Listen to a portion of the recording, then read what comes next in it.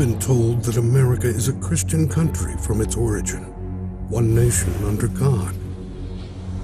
We've been taught that our government is for the people, by the people, and that our party system is set up to provide checks and balances. We've been sold the American dream of fireworks on the 4th of July, manicured lawns and white picket fences. We've lived with the mindset of safety and peace, trusting that our leaders are protecting and preserving our best interests. But what if it's all been just a grand deception? What if the God worshipped in secret by government leaders in our nation's capital is in fact our enemy? And many of our leaders have been venerating him secretly through arcane rituals, setting the scene for the incarnation of this ancient entity. What if everything we thought we knew about this great nation was designed to bring about the greatest conspiracy of all time? A conspiracy for the souls of humanity.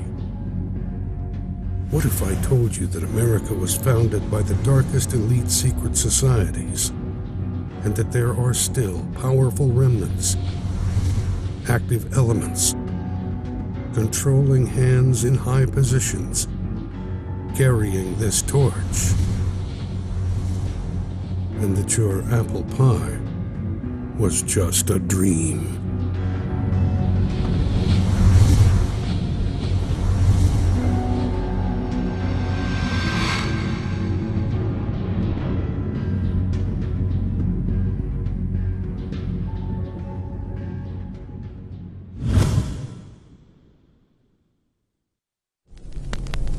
It is in America that the transformation will take place, and has already commenced.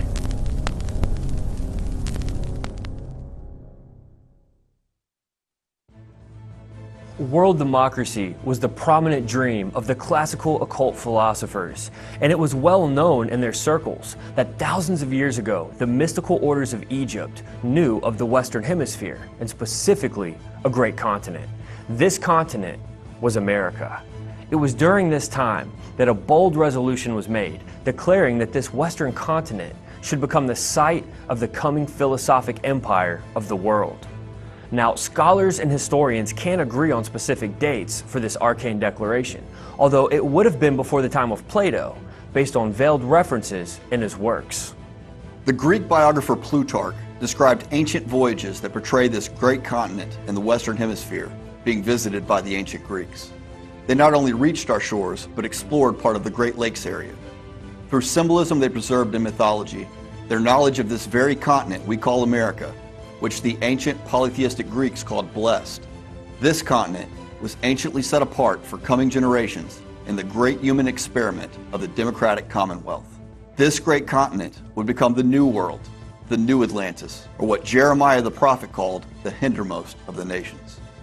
There has seemingly always been religious persecution, specifically involving the dark arts of magic and occult mystery schools throughout the centuries. It was common for kingdoms to outlaw these types of practices in the public eye for different political reasons. So in order for a nation to fulfill the esoteric prophecies, it must first offer freedom to practice the old religions of the world. Furthermore, when we consider this freedom of religion declared in America's foundation, we now understand that this had absolutely nothing to do with protecting Christianity, as we've been told, but was rather a cloak for the occult societies to freely advance, officiating their long prophesied philosophic empire of the world. America would be a soil rich for the dawning of the new order of the ages, or as declared by our founders, the Novus Ordo Seclorum. The occult was spreading quickly in the West by the late 1600s, drawing many settlers from all over the world, offering them a safe haven to seek out and practice the ancient arts. Many forms of Babylonian and Egyptian magic, astrology, Kabbalah, polytheistic paganism, and the likes of such were prevalent. And of course, Christianity was also present. In addition, a hybrid mystical version of Christianity was quite popular in those days. Moving forward on the timeline, the celebrated founding fathers by majority are known to have been a mixture of secret society occultists deists, and even universal spiritualists with a side of Christianity.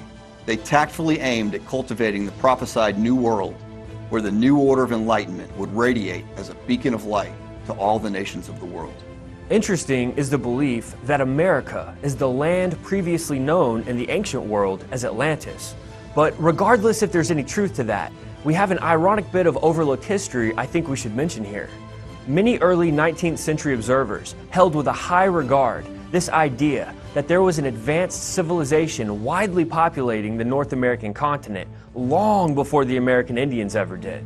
As a matter of fact, in 1811, the governor of New York, DeWitt Clinton, told the New York Historical Society that this was a well-proven fact. And he even went on to explain that there are numerous remains of ancient fortifications that were found in this very country, America, demonstrating a population that far exceeded that of the Indians.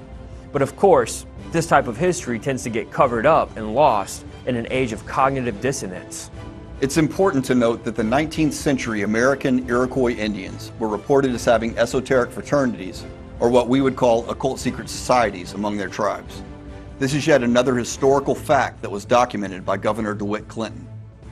Researchers explained these esoteric Indian fraternities to be a form of ancient Freemasonry prevalent in the land. These claims were taken seriously when the Seneca leader, known as Red Jacket, as well as other New York area Indians, were seen wearing Freemasonic-style medals in the shape of the square and compass.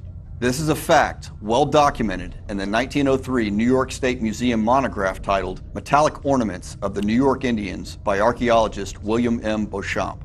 So we see the Luciferian god of Freemasonry thriving in the land, being worshipped and served here long before the Founding Fathers had officiated the American government.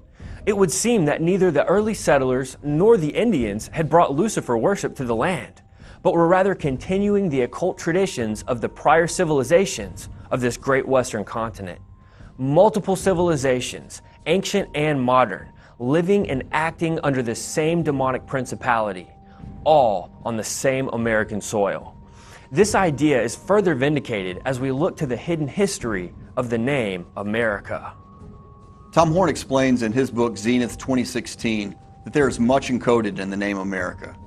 Pointing to the works of famous theosophists and historians, he breaks down rich historic clues into America's secret destiny, hidden within the name.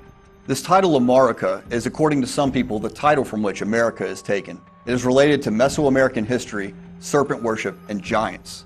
And according to Freemasonry, connects the founding of the United States and its capital designers with wisdom derived from the fallen flying seraph. According to Manly P. Hall, Amaruca is linked directly with the plumed serpent god known as Amaru. This god was worshipped throughout the Americas under different names. He was the god Quetzalcoatl in Mexico, Gucumatz in Quiché, and in Peru he was called Amaru. From Amaru comes the word America. Amaruca is literally translated land of the plumed serpent. These ancient American cultures had priestly orders and ceremonies, and according to Hall, these ceremonials are of most importance to students of Masonic symbolism and mystical philosophy, since they in fact establish beyond doubt the existence of ancient and divinely instituted mystery schools on the American continent. It bears irrefutable evidence as to why the most notable occultists of centuries past had declared America to be the fulfillment of this ancient esoteric prophecy, becoming the world democracy capital, and the manger, if you will, awaiting the coming dark Messiah who will wage war against the saints. This secret destiny was very much in the minds of many of the founders of the United States and can easily be seen throughout our brief history as a nation. The foundation of America, just like the rest of the foundation of the rest of the Western world, is built around two kinds of building blocks. There is an occult, esoteric set of building blocks, going back to the Enlightenment era, going back to the age of the Renaissance, pulling from ancient mythology. But there's also another form of building block. It is a Christian ethic. There is a Christian Judeo ethic that's also a part of the Western world. And it's the tension between those two sets that we see coursing through America, coursing through all of the world, really. But America is really unique because it's a clash point. You can travel around this country and there's a a multitude of Christian crosses everywhere. America's a land of Christian crosses. And then you go